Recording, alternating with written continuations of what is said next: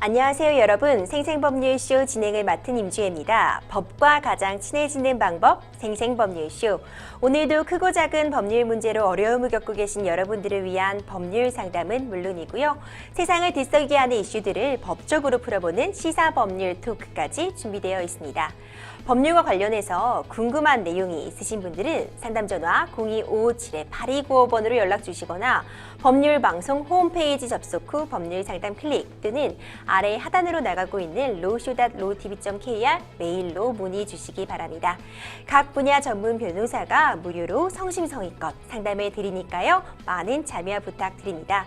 지금 이 방송은 유튜브를 통해서도 실시간으로 함께 방송되고 있으니까요. 많은 시청 부탁드리고 유튜브를 통한 소통의 창구도 활짝 열어두겠습니다. 그럼 오늘 도움 주실 변호사님 소개해 드리겠습니다. 최승우 변호사님 자리하셨습니다. 변호사님 어서 오세요. 안녕하세요. 안녕하십니까. 법무부 원담의 최승우 변호사입니다. 네, 변호사님 원래도 항상 이렇게 멋지게 하고 오시지만 오늘 더 뭔가 인상이 좀 환해지신 것 같은데 뭐 좋은 일 요새 있으셨나요? 그래요. 어제 스쿼트를 좀 해가지고 오, 역시 운동을 하셔서 전혀 변한 건 없고요. 살이 네. 너무 많이 쪄가지고 살 좀 빼려고 준비 중에 있습니다. 변호사님 워낙 또 성심성의껏 또 네. 냉철한 상담 진행해 주시는 걸로 정평나 계신 분이니까요. 오늘도 다양한 상담 내용들 명쾌한 해설 부탁드리겠습니다. 그럼 오늘 최승호 변호사님과 함께 나눠볼 상담 내용들 저와 함께 미리 살펴보시죠. 미리 보는 법률 상담입니다. 아내의 외도남이 위자료를 인정하지 않아요. 1년째 못 받은 1,000만 원. 월급 줄면 양육비도 깎이나요? 때리는 사실혼 아내와 헤어지려면까지 오늘 정말 다양한 분야의 뭐 가사, 민사 이런 부분을 망라해서 준비가 되어 있네요. 최승호 변호사님과 함께 속 시원한 해결책 찾아보도록 할게요. 자, 그럼 먼저 첫 번째 순서 바로 시작해 보도록 하겠습니다. 매일매일 법과 관련된 상식들에 대해 굵고 짧게 알아보는 시간 준비되어 있습니다. 매주 화요일에는요, 지금 가장 뜨거운 이슈, 하지만 아직 통과되지 못한 법안들에 대해 알아보는 법률인싸 준비되어 있습니다. 변호사님, 오늘은 어떤 이슈 갖고 오셨나요?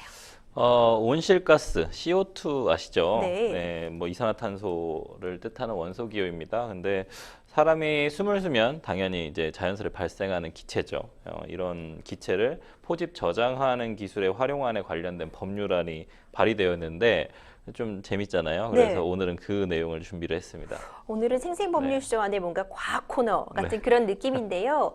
워낙 요즘 친환경이 키워드로 부상을 하고 있잖아요. 또 새로운 에너지, 또 환경과 함께 할 수 있는 그런 개발이 중점을 맞추고 있다 보니까 이런 법안도 나오지 않았나 생각이 드는데 변호사님, 저 CO2 뭐 이 정도만 알고 있어요. CO2 뭐였는지 가물가물한데 설명 좀 부탁드릴게요. 탄소 하나하고 산소 두 개가 결합되어 있는 기체라는 얘기겠죠. 근데 이산화탄소는 뭐 호흡을 통하면 어떤 생물이든 호흡을 하면은 나오는 기체인데 이 이산화탄소가 사실은 온실 효과를 유발하는 부분이 있고 그 온실 효과의 가장 큰 문제는 사실상 생태계 파괴, 그다음에 지구의 어떤 지속 가능한 발전을 조금 해친다라는 네. 부분이 이제 가장 큰 문제가 됐죠. 그래서 이제 이런 어떤 이산화탄소는 사실은 전체 공기 중에서는 차지하는 비율은 적어요. 네. 왜냐하면 이제 산소가 80%, 20%, 그 다음에 질소가 70%라고 학교 다니실 때 배웠지 않습니까? 네. 70~80%라고. 이산화탄소는 사실은 되게 미량인데 그 이산화탄소의 양이 증가를 하면서 실제로 적외선 영역대에서 들어오는 복사 에너지라고 그러죠. 태양에서 들어오는 태양빛에 의한 그 에너지가 이제 온도를 막 상승시키잖아요. 그런 부분이 나가지 못하고 에너지가 나가지 못하고 다시 갇히는 효과. 그래서 온실 효과가 발생을 하면서 지구의 기온을 증가시킨다. 그런 어떤 복사 에너지를 바깥으로 내보내지 못하는 어떤 차단막의 역할을 한다. 우리가 이제 비닐하우스도 약간 네. 좀 비슷한 효과죠. 그래서 그런 어떤 그린하우스 이펙트라고 하는데 그런 형태의 어떤 온실 효과가 발생을 하기 때문에 요즘에 아주 가장 많이 부각되고 있는 그런 기후의 급격한 변화를 유발할 수 있는 아주 중요한 기체가 된다고 지금 보고 있습니다. 기후의 급격한 변화를 유발할 수 있다고 말씀 주셨는데 뭐 요즘 더울 때는 너무 덥고 추울 땐 너무 또 춥고 날씨가 정말 좀 요상하다 이런 표현이 좀 맞아 들어가는 것 같은데 기후의 급격한 변화라는 게 어떤 의미일까요?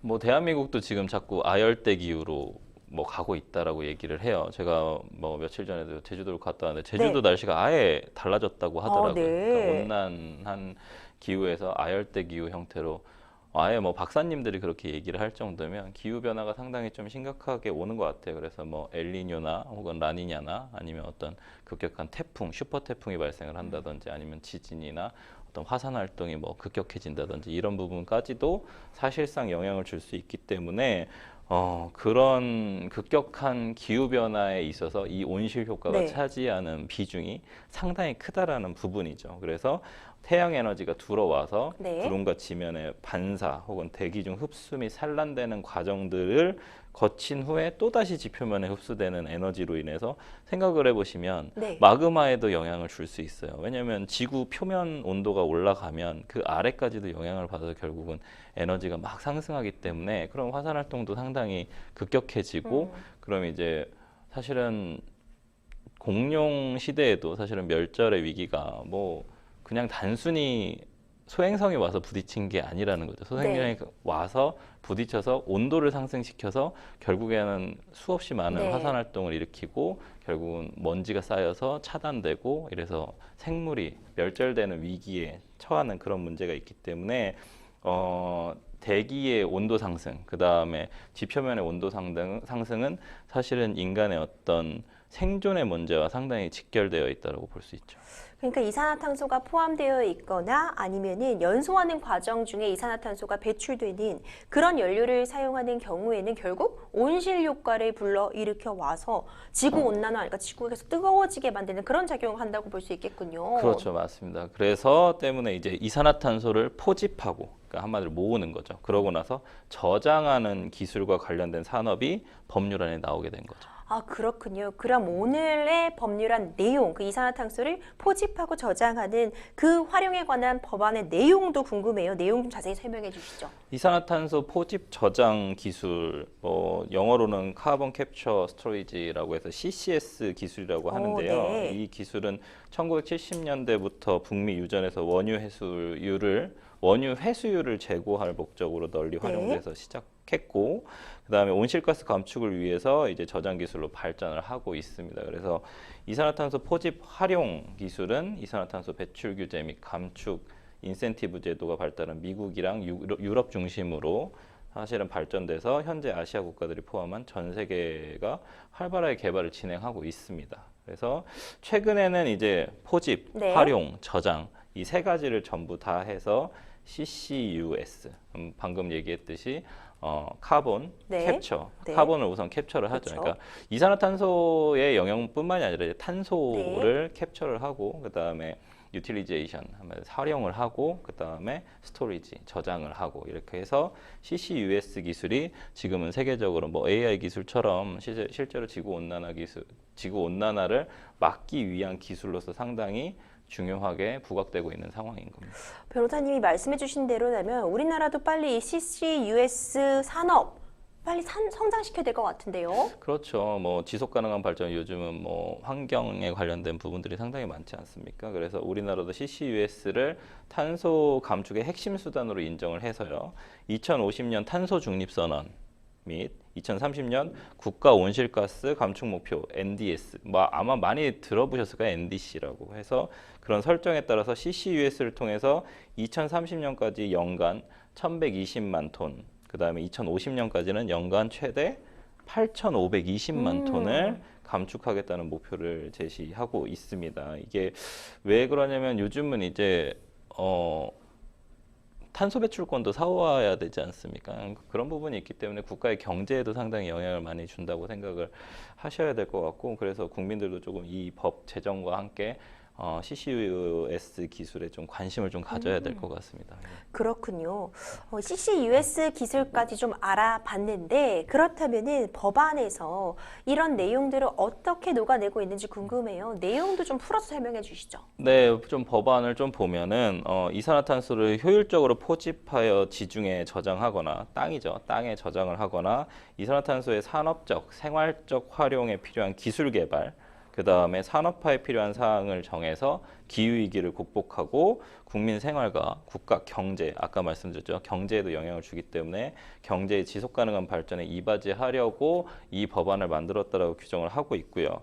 그 내용의 이제 가장 중요한 부분은 산자부 장관이 5년마다 이산화탄소 포집 등에 대한 기본 계획을 마련을 네. 하고 관계 중앙 행정기관의 장, 그다음에 시도지사, 뭐 저희가 저번에 이제 개식용 반대할 때도 마찬가지였지만 그런 지방자치단체와의 협력을 통해서 추진 계획을 제출받아 시행 계획을 수립하도록 하게 했고요. 그다음에 이산화탄소가 이제 포집되거나 하면은 저장하거나 하면 수송관으로 통해서 이제 왔다 갔다 해야 되지 않겠습니까? 그래서 그런 어떤 수송관을 설치해서 운영하려는 자는 안전관리 규정을 정해야 돼요. 네. 왜냐하면 사고가 날 수 있기 때문에 안전관리 규정을 정하고 산자부 장관의 어떤 승인을 받아서 안전관리자를 선임하고 산자부 장관에게도 신고해야 되고 그다음에 산자부 장관은 수송관 설치자 등의 안전관리 규정을 준수하고 있는지 점검까지 해야겠죠. 그래서 추후에 계속적으로 지속적으로 이 이산화탄소 그다음에 특히 탄소를 관리 감독할 수 있는지까지 전부 다 정한 법률이라고 보시면 될 것 같습니다. 그렇다면은요, 변호사님, 아까 계속 반복해서 말씀해 주신 것처럼 포집하고 저장하는 기술이라고 말씀해 주셨는데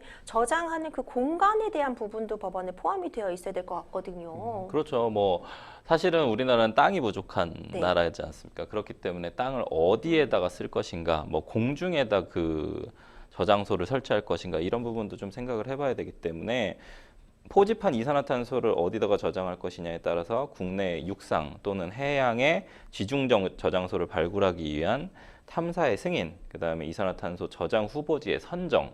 예전에 핵팽이불 관련해 가지고 한번 문제가 생겼었던 거 기억하시죠? 네. 그러니까 그런 것처럼 이것이 이제 혐오 시설로 분류될 것이냐 아니면 어떤 친화 시설로 분류될 것이냐가 아직도 정해져 있는 게 아니기 때문에 이런 부분들에 대해서 저장 후보지 선정이나 그 선정의 취소, 그다음에 이산화탄소 저장소의 폐쇄 등과 관련한 요건과 절차 등을 규정하고 있고요. 네. 그다음에 이제 뭐 육상 해양에 저장 사업 하려고 하면 당연히 산자부 장관 허가도 또 받아야 될 것이고요. 네. 그래서 이산화탄소 불순물 관련된 부분도 이제 걸러내야 되는 부분들도 있을 거고 그렇기 때문에 여러 가지 또 세제 지원, 네. 그다음에 기술 표준화 이런 부분들까지 다 규정한 내용들을 포함하는 계획을 세워라. 네. 이런 내용까지 선정되어 있는 법안입니다. 네, 굉장히 중요한 내용 담고 있는 것 같아요. 결국 우리가 우리의 이 지구를 미래 세대에게 물려주려면 제대로 잘 관리해서 지속 가능할 수 있는 상태로 물려주는 것 정말 중요하잖아요. 이제 더 이상은 정말 피할 수 없는 그런 문제가 아닌가 이런 생각이 듭니다. 오늘은 이렇게 지구 온난화를 일으키는 기체인 이산화탄소의 포집, 저장과 관련된 법안에 대한 내용 살펴봤습니다. 지구 온난화 더 심해지고 있다고 하니까요. 좀 우리가 이런 법안을 통해서도 또 우리가 일상생활에서도 이런 이산화탄소 줄이려는 노력 계속해야 될 것 같습니다. 지금까지 이슈와 법률에 대해 알아보는 법률인싸 함께했습니다. 여러분들은 지금 생생법률쇼 함께하고 계십니다. 쉽사리 해결되지 않는 법률 문제를 끌어안고 있다면 지금 생생법률쇼와 함께하시죠. 법률 고민이 해결되는 가장 쉬운 방법을 소개해드릴게요. 첫째, 02-557-8295로 전화를 한다. 둘째, 법률방송 홈페이지에 접속해서 법률상담 게시판에 문의를 남긴다. 셋째, 지금 화면에 나오고 있는 이메일 주소로 사연과 연락처를 보낸다. 생생법률쇼가 자랑하는 각 분야의 전문 변호사가 여러분의 더부룩한 속을 뻥 뚫어드립니다. 속 시원한 스파클링 법률 상담 프로그램 생생법률쇼, 지금 바로 전화주세요.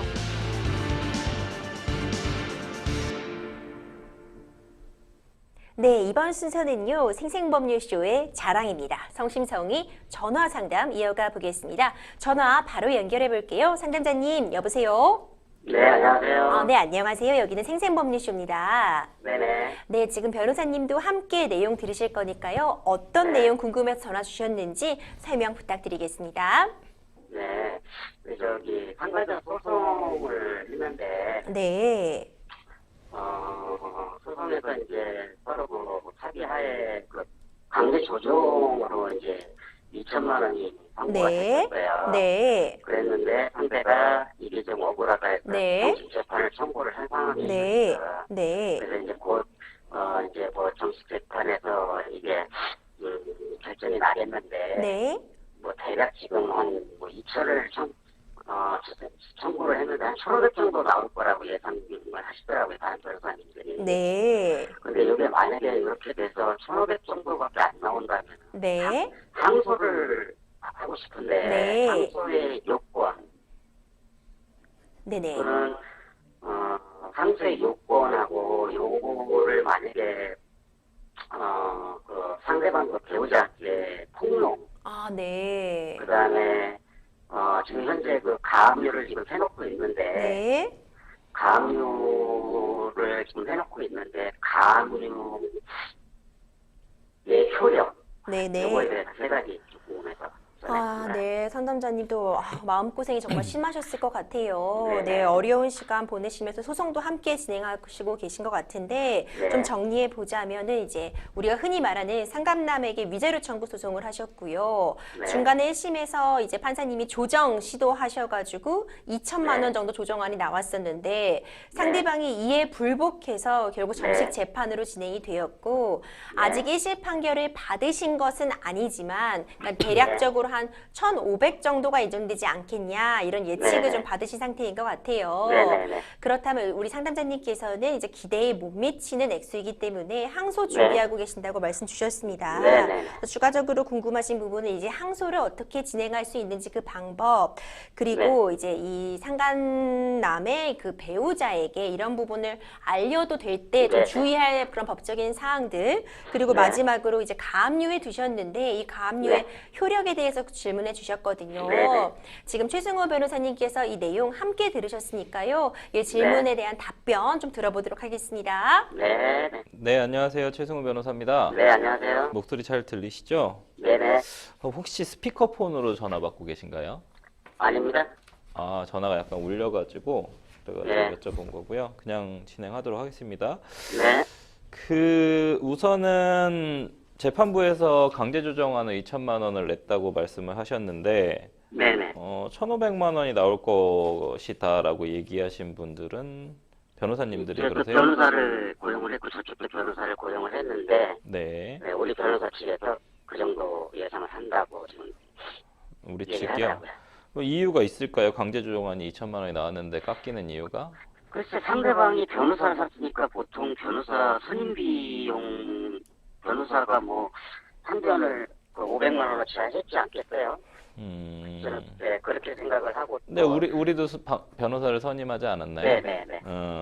그러니까 사실은 선임 비용 때문에 뭐 깎인다라는 부분은 법리적으로 맞지는 않는 것 같고요. 네. 왜냐하면 소송 비용하고 지금 이게 상간남, 뭐 상간녀 위자료 소송 다 동일합니다만 불법행위에 대한 손해배상 청구 소송이거든요.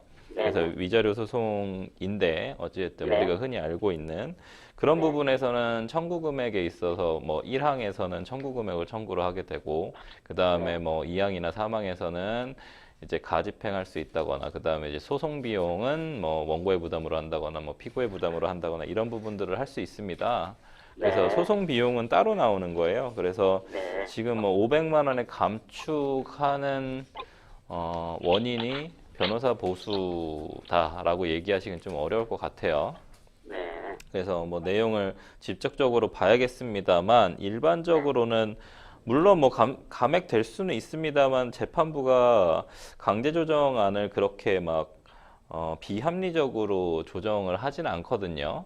네. 그렇기 때문에 실제로 2천만 원을 강제조정을 근데 했으면 만약에 그렇게 한 예. 1,500 정도밖에 인정이 안 되면 예, 아무래도 뭐 정신과도 계속 1년 넘게 좀 다니고 있고 네 그렇겠죠. 충격적이시니까. 지병도 네. 갑자기 늘어난 게 지금 한두 네. 종목이 아니고 네, 한 20년 끊었던 술 담배를 지금 또 하고 있고 네, 거의 뭐 몸 상태가 이제 완전히 폐허 상태구만 이런 상황이라 너무 억울하고 그래서 그렇죠. 그래서 이제 손해배상을 청구를 하실 땐 이 네네. 부분을 좀 이해를 하셔야 돼요. 지금 정신과적으로도 상당히 안 좋아졌다라고 말씀을 하셨잖아요. 그게 피해잖아요, 피해. 저희가 받았던 네. 손해와 피해인데 손해 같은 경우에는 직접 치료비 같은 경우에는 100% 받게 되어 있어요. 네. 그렇기 때문에 지금 만약에 병원에서 진단비나 혹은 치료비나 뭐 요양비나 아니면 입원비나 이런 게 나온다고 하면 그 부분은 다 받으셔야 되는 부분이고 그 부분은 지금 얘기하시는 위자료 부분과는 별개입니다. 지금 현재 예, 지금 예. 효과 적은 거 외에 뭐 치료비나 뭐 네. 진료비나 뭐 이런 건 안 넣는데 그걸 나중에 추가로 또 할 수가 있는 거예요? 그럼요. 근데 그거를 이제 변호사님들한테 좀 얘기를 잘 들으셔야 될 것 같아요. 이 부분을 아마도 설명을 많이 안 해주신 것 같은데 우리나라는 손해를 세 개로 나눕니다. 네. 손해 3분설에 의해서 직접 네. 치료비하고 간접 치료비, 한마디로 일실수익. 근데 지금은 네. 일실수익 관련된 부분은 안 나올 것 같은데 네. 직접 치료비는 나올 수 있죠. 저쪽에서 한 가해 행위로 인해서 내가 정신과적인 치료를 받고 있고 그런 어떤 정신과적 치료에 대한 진단비나 치료비나 입원비 같은 게 발생을 한다면 그 부분은 당연히 직접적으로 청구를 해서 추가로 더 받을 수 있는 거고요. 그 다음에 이제 이 위자료 같은 경우에는 손해삼분설에 의해서 맨 마지막에 이제 정신과적인 한마디로 내가 어쨌든 정신적으로 피폐해졌다라는 부분에 대한 손해, 정신적인 손해에 대한 위자료거든요. 근데 네. 우리나라에서 인정되는 위자료는 일반적으로 상간녀, 상간남 위자료 소송 같은 경우에는 2천만 원에서 위아래예요. 그래서 뭐 2천만 원보다 조금 내려갈 수도 있고 2천만 원보다 올라갈 수도 있고요. 물론 사건의 어떤 여러 가지 요소들 때문에 금액이 좀 조정이 됩니다. 근데 뭐 가이드라인적으로는 2천만 원이기 때문에 아마도 판사님이나 재판부에서는 강제 조정안을 2천만 원 정도로 인정을 하신 것 같고요. 2천만 원이 인정된다라는 것은 일반적으로 상간 행위가 한마디로 부정 행위가 통상적인 한마디로 조금 이쪽에서 피해를 볼 정도 저희가 원고겠죠. 네. 그렇죠. 원고 측이 실제로 피해를 봤다라는 부분에 대해서 인정한 부분이 있다는 거거든요. 제가 이제 네. 재반 자료들을 하나도 소송 자료들을 보지 않았기 때문에 말씀드리기는 좀 어렵지만 대략적으로 강제조정안을 판사님께서 2천만 원을 선정을 했다라고 한다면 상간 행위 자체는 인정이 된다는 건가? 뭐 부정 행위가 상당히 심도 있게 부정 행위를 했다라는 부분을 인정을 한 거거든요. 그러니까 이게 적게 인정된 금액이 아니에요. 그러니까 한마디로 우리의 과실이 있었느냐, 우리의 잘못이 있었느냐, 우리의 잘못이 있으면은 감액이 되거든요. 근데 우리의 잘못이 그다지 그렇게 크지 않고 상대방 한마디로 배우자와 그다음에 상간남의 잘못이 조금 더 크다라는 부분이 인정됐기 때문에 사실은 2천만 원에서 3천만 원 정도 나오는 거거든요. 그렇기 때문에 이 강제 조정안 자체는 제가 봤을 때는 뭐 원고가 승소하는 저희가 2천만 원을 청구했다고 말씀하셨나요? 네네네. 그럼 원고 전부 승소의 강제 조정안이 나왔다라는 말씀이세요? 네네네. 처음에요? 네네. 일반적으로 강제 조정이나 화해 같은 경우에는 원고가 청구한 금액에서 좀 감액을 해가지고 인정하는 경우들이 대부분입니다. 그러면은 청구 취지가 지금 2천만 원이라는 말씀이신 거죠? 네네, 그렇습니다. 원고 청구 취지가 2천만 원인데 2천만 원짜리 강제 조정안을 냈다면 판사님 같은 경우에는 원고가 정말로 피해자다라는 걸 인정을 하게 되는 거고 왜냐하면 전액을 어쨌든 전액 전부 승소를 하는 강제 조정안을 냈으니까요. 그렇기 때문에 사실은 피고 측의 손을 들어준 건 전혀 없어요. 이 강제 조정안은 피고 측의 손을 들어준 게 단 하나도 없습니다. 그렇죠? 그렇다면 당연히 소송 비용도 결국엔 피고 부담으로 나올 확률이 매우 높고요. 그럼 이게 1심 결과가 나왔을 때 1,500만 원으로 나올 거다. 혹은 이제 뭐 소송 비용은 각자 부담한다. 이런 판결이 나올 확률이 그렇게 높아 보이진 않거든요. 그래서 이제 그래요? 그런 부분들에 대해서 이제 지금 결론이 나 있는 상태는 아니기는 한데 네. 지금 뭐 제가 불안해하는 거는 뭐냐면은 이게 지금 외도 기간이 상당히 길고 한 8년 이상 저기가 된 상태에서 이 상간자가 이 외도자가 가정이 있었느냐 없었느냐를 판단하는 기준은 이제 한 3년 전에 이제 밝혀진 증거는 3년 전에 있거든요. 3년 전에 이게 유부녀라는 걸 알고 있었던 제가 지금 주장할 수 있는 거는 3년 전밖에 없는데 8년의 외도 기간 중에서 3년 전에 이런 증거밖에 없거든요. 그래서 그걸로 인해서 혹시라도 또 상대가 유부녀인지를 몰랐다라고 헛소리 주장을 하면서 아마 이게 정식 재판을 청구하지 않았을까 싶다고 정식 재판을 청구하는 거는 사실은 형사소송에 대한 용어이기 때문에 뭐 맞지는 않고 네, 그냥 강제조정안이 나왔을 때 강제조정 결정을 하자라고 했는데 네, 상대편이 네. 이의 신청을 하면 이제 네. 원래 소송 절차로 다시 돌아가는 거죠. 그러니까는 네. 소 제기를 하셨으니까. 근데 네. 가장 중요한 건 결국은 증거예요. 근데 이제 네. 증거가 어느 정도 나와 있느냐 이게 증거하고 하나 여쭤보고 싶은 게 상대편이 자기가 외도를 했다라는 부분에 대해서 인정을 했나요? 예, 뭐 반성문도 썼고 뭐 네. 외도를 했던 거에 대해서 인정을 했고 뭐 네. 반성문도 썼습니다.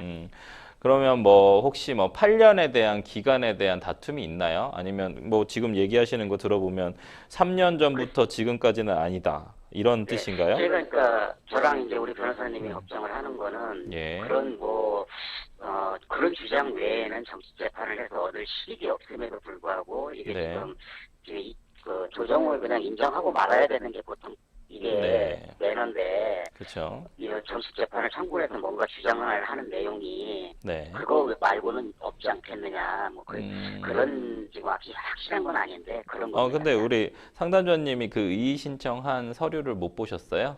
예, 저는 못 봤습니다.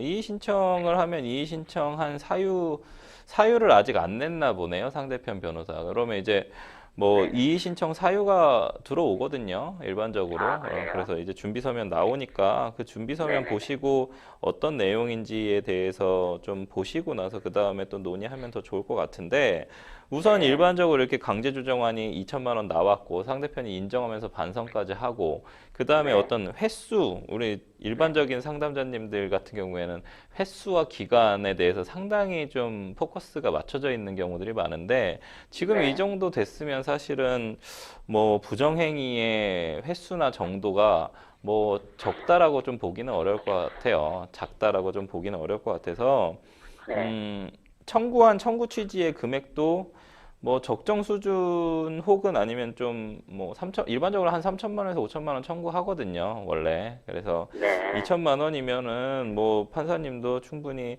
납득하실 만큼의 어떤 위자료 청구이기 때문에 특히나 외도 기간이 8년이면 상당히 깁니다. 긴 부분이고 그 부분에 대해서 본인들이 좀 인정을 하고 특히나 반성문까지 썼다면 뭐 다툰다고 해서 다퉈질 수 있는 사안처럼 보이진 않거든요. 그렇기 때문에 뭐 걱정하시는 게 조금 제가 봤을 때는 뭐 사족일 수도 있다라는 부분이고요. 우선은. 근데 이제 변호사님 네네네. 그 부분에 대해서 말씀드릴게요. 예. 상속. 네, 만약에 이제 2천만 원, 뭐 2천만 원도 되게 중요할 것 같긴 한데 소송 비용 관련된 부분에서도 판결문이 어떻게 나오는지는 좀 중요할 것 같아요. 지금 같은 경우에는 전부 승소를 하기 위해서 변호사님이 전략적으로 2천만 원 청구하신 것 같거든요. 그러면 이제 전부 승소 판결이 나오면 소송 비용은 정확하게 소송 비용은 피고가 부담한다라고 해서 소송 비용 확정 재판을 해야 될 것 같은데 제가 말씀이 좀 빠르더라도 나중에 녹화 방송 다시 한번 보십시오. 그래서 소송 비용 확정 재판을 해서 피고 부담을 시키는 게 맞을 것 같은데 만약에 1,500만 원이 나오게 된다면 소송 비용은 일반적인 말씀을 드리는 거예요. 1,500만 원이 나오면 원고가 4분의 1 부담하고 피고가 4분의 3 부담하는 판결이 나오겠죠. 일반적으로는. 왜냐하면 2천만 원 청구했는데 그중에 500만 원하고 1,500만 원으로 나눠졌을 테니까요.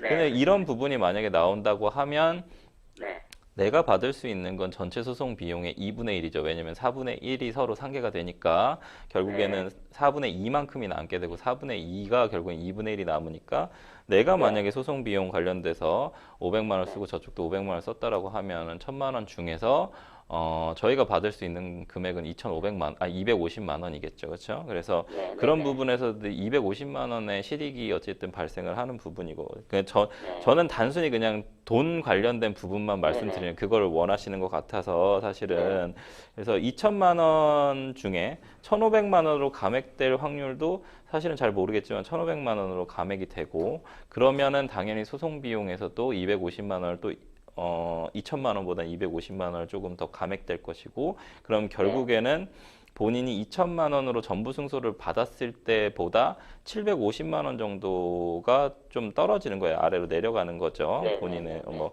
손해라고 표현하고는 좀 쉽지는 않습니다. 어쨌든 네. 그런 부분에 대한 판결이 나온다고 하면 이제 항소를 하시면 750만 원 관련된 부분, 한마디로 뭐 750만 원 아니죠. 500만 원에 대한 항소를 할 텐데 결국에는 내가 실익을 따졌을 때 750만 원의 이익을 찾아오기 위해서 하는 소송이 되겠죠. 항소를. 항소의 요건은 어쨌든 뭐 지금 보면은 이제 판결 관련된 부분에 대해서 부당하다라는 부분이니까 민사 같은 경우에는 그냥 지금 사실관계에 대한 인정 관련된 부분이 뭐 잘못됐다는 거니까 항소 요건이 되고요. 어쨌든 항소를 하는데 특별히 뭐 그 상고나 이런 대법원으로 가는 거랑 법률심이랑은 다르게 사실심에서는 언제든 항소 요건을 너무 까다롭게 생각 안 하셔도 될 것 같고, 가장 중요한 거는 1심 변호사가 항소장을 내줘야 돼요. 네, 그러니까 항소하고 싶다라고 의견만 내시면 항소장은 변호사님이 내주실 거예요. 그러면 이제 항소가 될 거고, 그러면 다투는 부분은 당연히 이제 1,500만 원 관련된 부분이면 500만 원 관련된 부분, 한마디로 우리가 이제 승소한 부분 빼고 패소한 부분 500만 원에 대해서만 다투게 될 거고요. 그 다음에 이제 소송 비용도 아마 4분의 1, 4분의 3이 나오면 우리는 4분의 1 부분에 대해서 다투게 되겠죠. 예, 그런 부분에 대한 항소 취지를 잘 쓰실 거예요. 그럼 그 부분은 이제 변호사님이 지금 선임되어 있기 때문에 다 써주실 거고요. 그 다음에 이제 폭로 관련된 부분하고 제가 가압류 관련된 부분 빨리 설명을 드리고 상담 시간이 정해져 있어서 그 부분 말씀드리고 끝낼게요. 가압류 관련된 부분은 그분의 통장 같은 거 가압류하셨다는 건가요? 아니요. 그럼. 주택가압류. 주택, 부동산 가압류 하셨어요? 예. 그래서 부동산이 그 상간남 소유의 부동산인가요?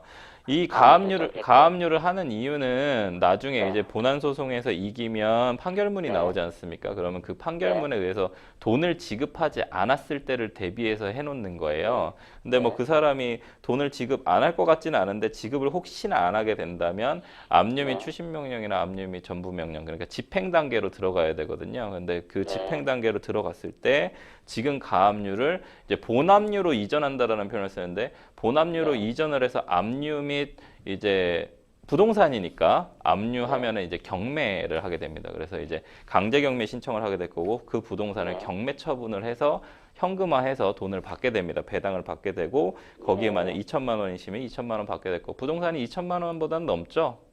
네, 당연히 넘죠. 네, 그러면 뭐 그 부분 회수하는 집행 관련된 부분은 걱정 안 하셔도 될 것 같고요. 네. 그 다음에 이제 마지막으로 폭로 관련된 부분은 명예훼손 뭐 다 보셨다시피 명예훼손 관련된 위험성이 있기 때문에 상간남의 배우자가 모를까요, 이 사실을? 근데 예, 몰라요.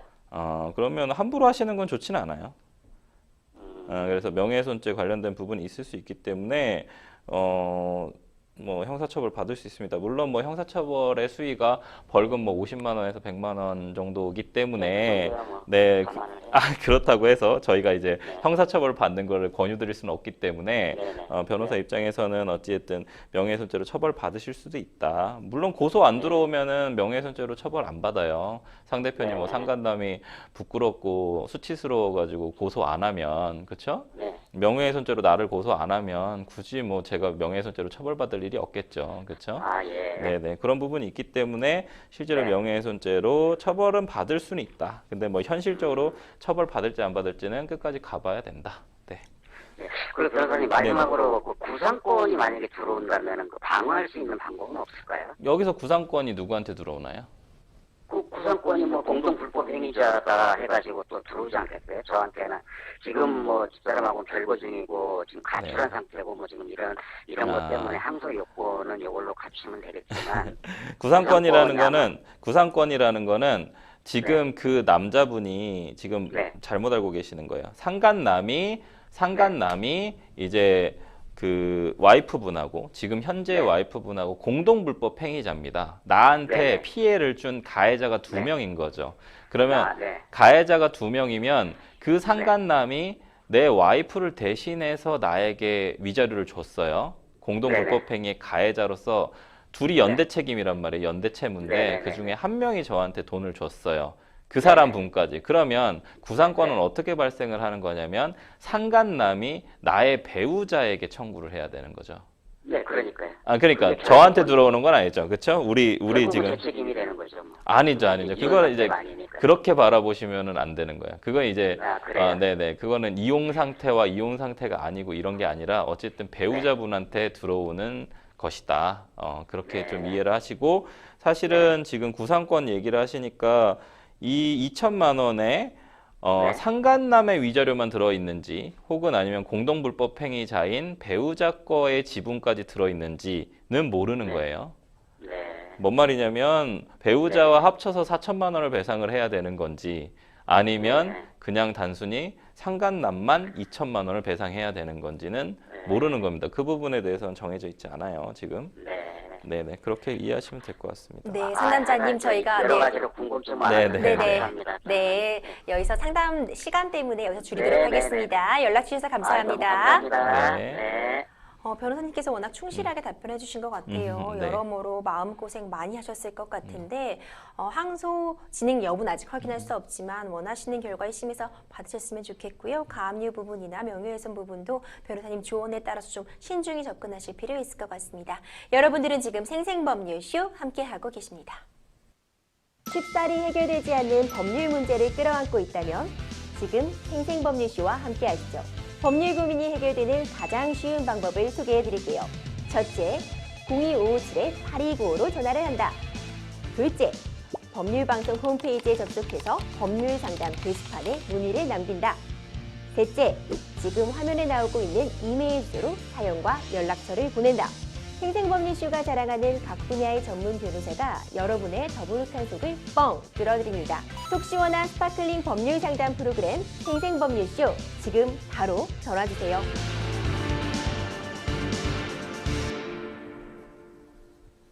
생생법률쇼 이번 순서는 법률방송 이메일을 통해 접수된 여러분들의 고민 함께 풀어가 보도록 하겠습니다.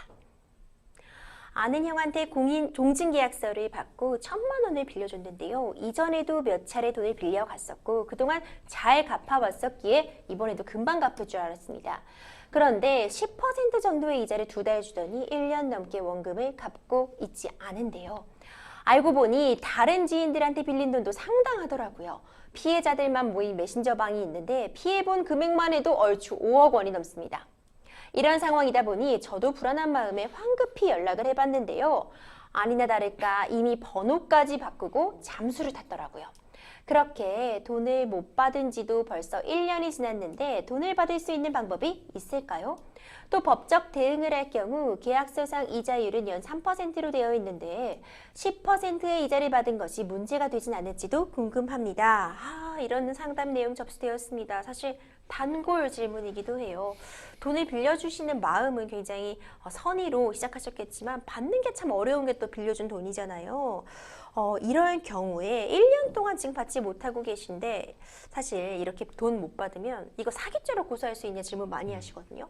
너무 많죠. 뭐 경찰서에 가보면 거의 한 경제팀의 반 정도는 네. 이런 대여금 사기 관련된 부분인 것 같아요. 그래서 사기죄로 당연히 뭐 고소할 수 있는지 없는지 이제 판단해봐야 되는데 지금 보면 되게 전형적인 약간 대여금 사기 네. 같아요. 왜냐면 이자를 2달을 줬다. 그렇죠. 사기를 한두 번 쳐본 사람의 솜씨가 아니라는 거죠. 그렇기 때문에 사기죄로 고소를 할 수 있을 것 같고요. 네. 우선은 그다음에 이제 사기죄 처벌 수위 같은 경우에는 10년 이하의 징역 또는 2천만 원 이하의 벌금에 해당이 되는데 이 지금 피해 금액이 5억이 네. 넘어간다라고 얘기를 하면 네. 특정 경제범죄 가중처벌에 관한 법률, 그러니까 저희가 이제 줄여서 특경법이라고 하죠. 네. 그래서 그 특경법 3조에 따라서 이득액이 5억 원 이상인 경우에는 3년 이상의 유기징역에 처해질 수 있습니다. 이게 좀 많이 차이가 나죠. 그렇죠. 3년 이상, 그러니까 최저 한도가 3년이라는 뜻이니까 상당히 강력하게 처벌하고 있는 거죠. 그러니까 피해 금액에 따라서 처벌 수위도 달라질 수 있다는 내용까지 전해주셨는데요. 지금 이자를 2달 받으셨긴 했는데 굉장히 고리를 받으시기는 했습니다. 그러니까 계약서상의 이자율보다 높은 이자율을 딱 2달 지급받으신 건데 혹시 이 부분이 문제될 여지는 없을까요? 우선 연 10%라고 한다면 이자 제한법상 이자율 20%보다는 아래기 때문에 뭐 부적법한 법정이자를 받은 형태는 아닌 거예요. 약정이자를 받은 건 아닌 것 같고, 그래서 결국 우리나라는 이제 민법상 비용, 이자, 원본 순으로 충당하도록 네. 되어 있기 때문에 뭐 지금 같은 경우에는 특별한 문제는 안 될 것 같습니다. 근데 다만 이제 이자를 받는 경우에는 아까 말씀드렸듯이 사기꾼들이 이자를 한 2번 정도 송금을 해요. 그러면 이제 경찰서에 고소가 안 되기 때문에, 왜냐면은 경찰서에 가면 이럽니다. 아니, 이자 받으셨잖아요. 그럼 이자 받았으면 그 사람이, 왜냐면 저희 이제 우리나라의 이제 법률의 가장 큰 지금 좀 맹점이기도 한데 지연손해금 제도가 있지 않습니까? 네. 그러니까 이자를 안 주면 이자 줄 때까지 좀 기다려봐. 원금을 어쨌든 변제기를 좀 책정을 했잖아. 1년 동안 했잖아. 그러면 1년 동안 기다려 봐야지. 근데 사실 누가 봐도 이건 사기처럼 좀 느껴지는 부분들이 있거든요. 이제 그런 부분들 때문에 이제 좀 조심하셔야 되는 부분들이 좀 많습니다. 네. 네. 그렇군요. 그럼 이미 지급받은 이자는 원금에서 제외하게 되는 건가요?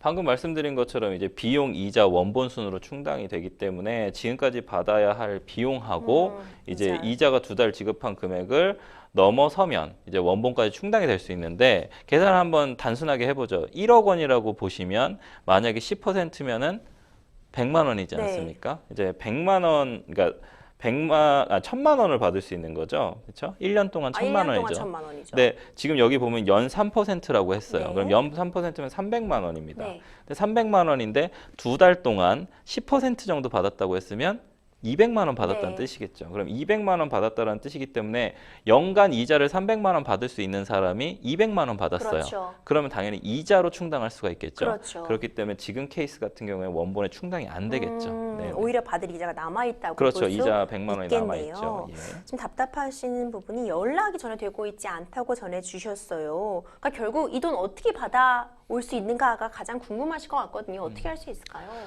우리나라에서 돈 받기 제일 힘든 것 같습니다. 저는 이제 돈 받는 채권 출신 관련된 뭐 변호사 업무도 많이 하고 있지만, 중요한 건 집행권한을 확보하는 게 가장 중요해요. 그게 뭐 민사 지급명령 신청을 하든 아니면 소장을 내서 원피고가 다퉈서 판결문을 받든 아니면 약소거음을 써서 약소거음 공정증서에 뭐 강제집행 인락조서를 첨부를 해가지고 갖고 있든, 아니면 재소전 화해를 미리 내서 재소전 화해 판결문을 갖고 있든, 네. 이런 어떤 집행 권한을 확보하고 있어야 바로 집행 단계로 그렇죠. 들어갈 수 있거든요. 그러니까 대부분의 분들이 이제 보전 소송하고 본안 소송 관련된 부분에 상당히 집중을 하시는데, 사실 집행 단계로 얼만큼 빨리 넘어가느냐는 대단히 중요합니다. 네. 왜냐하면 소송을 그냥 본안 소송을 했을 때 항소하고 상고해서 뭐 이렇게 3년, 5년 이런 식으로 끌어질 수도 있기 때문에 결국에는 집행 단계로 들어가는 네. 게 제일 중요하다. 그렇기 때문에 지금은 소재기를 하시고, 그래서 빨리 집행권을 확보해서 집행 단계로 넘어가셔야 된다.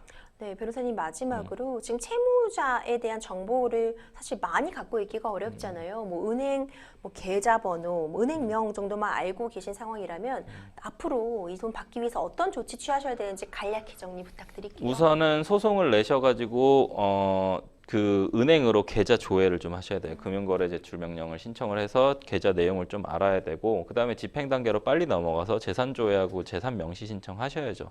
그렇게 해야 뭔가 이게 추심이 가능할 확률들이, 압류하고 추심할 수 있는 확률이 높지, 그게 아니면 돈을 그냥 다 잃어버릴 확률이 매우 높습니다. 네, 정말 안타깝습니다. 좋은 의도로 빌려주셨을 텐데 참 돈 받기 어렵다는 말씀에 정말 공감이 가거든요. 아무쪼록 변호사님 조언해주신 내용에 따라서 법적인 절차 취하시고 받을 돈도 다 받으시기를 저희도 바라보겠습니다. 계속해서 다음 상담 이어갑니다. 법률방송 이메일을 통해 접수된 여러분들의 고민 풀어가 보겠습니다. 아내와 2년 남짓 짧은 결혼 생활 동안 가장 힘든 건 가족 여행이었습니다. 계절이 바뀔 때마다 처갓집 식구들과 캠핑을 가야 했습니다. 종일 운전하고 텐트를 치고 불 피우고, 캠핑을 가면 의자에 엉덩이 붙일 틈도 없었습니다. 그러다가 우리 부부에게 쌍둥이 아기가 생겼습니다. 기다리던 아기가 찾아와서 기뻤고, 당분간 캠핑을 안 갈 생각을 하니 신이 났습니다. 그런데 쌍둥이가 100일을 넘기자 주말마다 처갓집 식구들이 저희 집에 모였습니다. 주말마다 잔치 분위기였습니다. 불편해하는 사람은 오직 저 혼자였죠. 저는 주말에 근무한다고 핑계를 대며 그 자리를 피했는데요. 하지만 아내가 모를 리 없었고, 그게 발단이 돼서 이혼을 했습니다.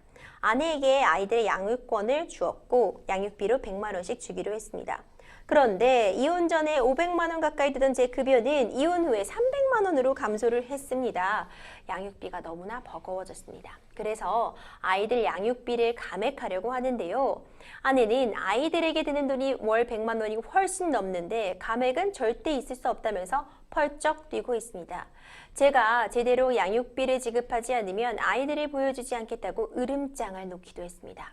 양육비를 주고 나면 저는 한 달 생활하기도 힘듭니다. 저는 어떻게 하면 좋을까요? 아, 정말 안타까운 사연입니다. 굉장히 결혼 기간이 길지도 않으셨고 이제 쌍둥이 아이들이 있는데 이런 갈등 상황 때문에 이혼을 하게 되신 상황인데요. 변호사님, 사실 양육비가 처음에 이혼을 할 때 정해졌더라도 이후에 경제 생활의 변동이 있을 수 있잖아요. 지금 상담자님처럼 이렇게 줄어든 소득 때문에 양육비가 부담스러워지신 경우 다시 조정을 받을 수 있을까요? 그렇죠. 양육비 증액 청구도 가능하고 감액 청구도 가능합니다. 근데 이제 처음에 정해졌던 금액이 그렇죠. 증액은 좀 수월하게 되는데 네. 감액은 이제 자해복리에 영향을 줄 수 있기 때문에 네. 실제로 감액은 좀 잘 안 되는 경향이 크죠. 아, 그렇군요. 네네. 근데 이제 결국 법원에서 이런 부분을 그러니까 합의가 되지 않는다면 그렇죠. 판단을 받아야 되는 거잖아요. 예. 그러니까 재반 사정에 비추어 이제 양육비를 변경할 수 있다고 이제 규정이 되어 있는 건데 법원의 판단 기준이라는 게 있을까요? 판례가 있습니다. 그래서 이제 어떤 양육비가 부당하게 책정되어 있는지에 대한 부분을 볼 때 가장 이제 부당 여부에 대한 기준으로 자녀의 복리를 이게 이제 친족법 관련된 부분에서는 친자법에서는 전부 대단히 중요한데 부모와 자녀 사이의 관계에서 그렇죠. 가장 중요한 부분은 자녀의 복리를 위하여 필요한지입니다. 근데 그냥 단순히 아버지가 참으면서 네. 자녀의 양육비를 부담할 수 있는 영역 한도면 감액되기 좀 어렵겠죠. 어. 근데 정말로 아버지조차도 이거를 열심히 노력해도 안 되는 정도의 양육비다라고 한다면 지불하기 어려우니까 감액 인용이 나올 텐데 우선 자녀가 대부분 나이가 들면 들수록 양육비가 많이 들지 않습니까? 네. 그럼 양육비가 많이 드는 부분인데 감액까지 해달라? 이 부분은 사실 받아들여지기 상당히 어렵죠. 그래서 결국은 법원은 자녀 복리를 최우선적으로 판단을 한다. 그리고 당연히 뭐 양육비가 종전에 정해졌던 양육비가 어떻게 그 정해지게 됐는지 경위, 네. 그다음에 액수, 줄어드는 양육비 액수, 그다음에 뭐 위자료, 뭐 이혼했으니까 위자료와 재산 분할은 어떤 방식으로 네. 일어났는지 그냥 단순히 내가 급여가 줄어들었기 때문에 양육비 부담을 줄인다 이게 뜻이 아니고 실제로 당신이 가지고 있는 재산은 얼마인가 이게 아이들의 양육에 어쨌든 아들이 뭐 딸이 성장하는데 지불할 수 있는 자력이 있는가를 더 많이 본다는 거죠. 그렇군요. 그래서 그냥 단순히 급여만 가지고 그렇게 판단하기는 좀 어렵고 특히나 이제 그 변경으로 인해서 이제 이 당사자에게 책임 돌릴 사유가 이 사람에게 있는지 이 사람에게 있는지 그 부분도 볼 거고요. 당연히 뭐 교육 정도, 부모의 직업, 건강, 만약에 뭐 아버지가 먼저 사망할 것 같다, 네. 뭐 어머니가 먼저 사망할 것 같다 이런 부분도 당연히 봐야 될 거고 그다음에 소득, 당연히 자금 능력 어디서 돈을 대출을 끌어올 수 있습니다. 네. 그러면 끌어올 수 있는 능력이 있으면 당연히 양육비를 당연히 지불할 그렇죠. 수도 있겠죠. 그런 부분도 있는 거고 신분관계 막 뭐 이사가 대표이사가 됐고 뭐 아니면은 막 그 공무원인데 막 직급이 올라갑니다. 그러면 당연히 양육비 아무리 월급이 줄었다고 하더라도 당연히 올라간다고 하면 가능성이 있잖아요. 포텐셜도 있지 않습니까? 그러니까 그렇죠. 미래에 대한 그런 부분도 있기 때문에 그다음에 이제 심지어 물가 동향도 봅니다. 물가가 오르는지 내리는지 이런 부분까지 다 고려를 해서 어쨌든 판단을 하기 때문에 이 부분은 여러 가지로 본다. 그렇지만 가장 중요한 건 자녀 복리 상태를 가장 본다. 라고 이해하시면 될 것 같습니다. 그렇죠. 결국 자녀의 복리가 이런 부분에 있어서 가장 중요할 텐데요. 그러니까 양육비 감액 청구가 뭐 인정되지 않는다거나 아니면 이제 임의로 이제 양육비를 미지급하시게 되면 사실 제재를 받을 수도 있기 때문에 좀 주의할 필요가 있으실 것 같고요. 지금 아내는 막 아이를 보여주지 않을 수도 있다고 엄포를 놓은 상태인데 어떻게 좀 해결하시면 좋을지 마지막으로 조언 한 말씀 부탁드리겠습니다. 그러니까 뭐 법원에서도 당연히 면접교섭권과 지금 이 양육비가 뭐 서로 연결되어 있지 않다라는 걸 인정하는 판례들이 너무 많습니다. 그렇기 때문에 결국은 면접교섭권은 면접교섭권대로 인정되어야 하고 그렇죠. 실제로 이제 여가부에서 전부 다 관련 해서 뭐 만날 수 있게 해주는 제도도 있기 때문에 뭐 양육비하고 특별히 그렇게 연결성을 가지고 생각하실 네. 필요는 없을 것 같습니다. 그렇죠. 사실 자녀의 복리라는 말이 우리가 흔히 접하기도 하지만 어떻게 보면 가장 기본이고 중요한 내용인 것 같아요. 이제 부부의 연은 다 하셨더라도 결국 자녀의 부모라는 부분은 끝까지 평생 함께하는 것이기 때문에 자녀의 복리에 최선을 우선하는 그런 결정 좀 잘 하시기를 응원하겠습니다.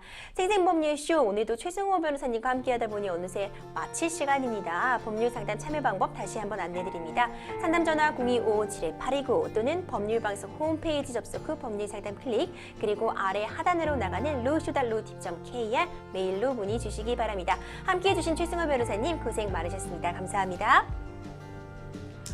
저희가 준비한 내용은 여기까지입니다. 시청해 주신 여러분 고맙습니다.